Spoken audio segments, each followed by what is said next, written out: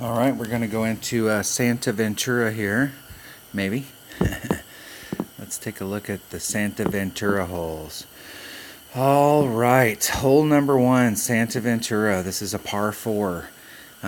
This is one of the best eagle shot holes in the game. If you can end up here in the front, kind of in front of this line, anywhere on this side of the line, before that rough area, and that spot right there, you have an absolutely gorgeous short iron shot. Now, I'm a Hornet guy, but it's not going to matter whether you're Hornet or Thorn or whatever your go-to short iron is. This hole sets you up for that very nicely.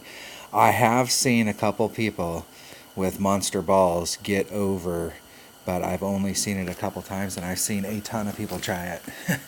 But I have seen it done a couple times, so I mean, it is possible, and you can get lucky out here sometimes and get a good bounce and stuff. But getting on the green in one is super difficult. The traditional shot here is to lay up out here in the front. So the key there is when you're playing in rookie, you can easily get in front of this line, in front of that rough area. But when you're playing in pro, what you're going to find is if you have a headwind, you're going to be right there. Your red line's going to be right there. Even if you got a katana, you're going to be, if you got an extra mile, you're going to be somewhere just barely out into that green area. And so if you've got a 6 mile an hour or higher headwind, you're going to have a very difficult time trying to get on there. Now, you can do a max overpower shot, and even if you clip the rough right here, in most cases you will dribble out into the fairway, and you got a very easy shot, from pretty much anywhere you get out here.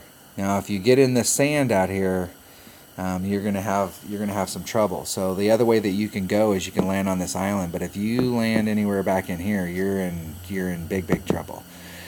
I don't normally like to use the island because the island is so rounded that there's only like one little teeny spot at the top that's flat, and the rest of it's got some kind of curvature to it. And I find that my ball goes in odd directions. If you hit a little bit over here, then it'll take a really big jump to the right. If you hit over here, it'll take a really big jump to the left. So I usually don't use the island. If I have a massive headwind, I will go ahead and put my ball right in the center, and I'll adjust for the direction of the wind. So like if I have a headwind and it's like pure head, then I'll just leave it there. But if it's coming, if we've got this kind of headwind or this kind of headwind, then I'll move the ball to the left or the right to adjust for the distance of the wind. And then I'm just going to take a full overpower shot with about half right hand curl, because everything on this hole is going, from the second that you hit off the tee box, every single thing on here is going to the right. So if you're going to hit out to here, you need to bring everything's going to the right here. So you want to put, when you hit it out here, typically if you can make this fairway area, what you're going to do is you're going to be lined up more out in this spot where your ball guide's showing that you're going to land out here, and then you're going to curl it around. And you really only have to use, it doesn't matter whether you have high developed clubs or low developed clubs, you really only got to use maybe 2, maybe 3 topspin. You don't have to use very much. And the worst thing that can happen is to get out here and then you end up in the rough right here.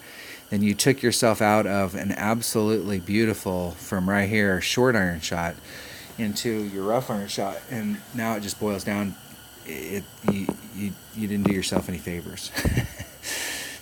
But you still have to hit the shot perfect. So if you've got a really good rough iron, the only thing different is going to be the needle speed. So ideally what you want to do is land out here on this fairway with about 2 to 3 topspin, about half, maybe, depending on your club, maybe all of the curl.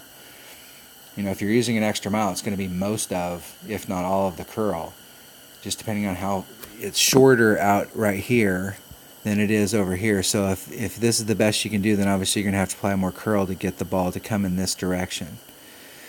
But I avoid using the island pretty much altogether.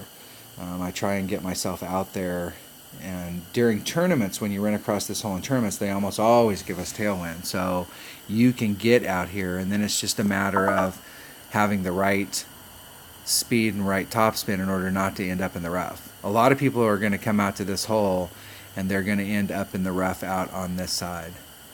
So it's better to be short and only use the 2 or 3 topspin and apply that right hand curl so that you can stay out here in the fairway. It's a really good fairway shot.